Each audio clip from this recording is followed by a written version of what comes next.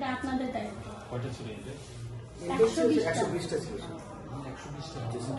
আচ্ছা, আপনাকে আমরা কিছু হিন্টস দিব, সেটা হচ্ছে একদম পাঠানপাড়া এই এলাকা, পুরো এলাকাতে আপনারা তল্লাশি দিবেন। আমাদের ছেলেপেরা যেভাবে তল্লাশি দিয়েছে তল্লাশি দিবেন, সব ল্যাপটপ উদ্ধার হবে। কোনো ল্যাপটপ কেউ খোলেনি, ওপেন করেনি। যারা যারা যে চোরগুলো টোকাই পোলাপান নিয়ে গেছে, ভয়ে কেউ ওপেন করেনি, সরকারি জিনিস তো ভয়ে ওপেন করেনি।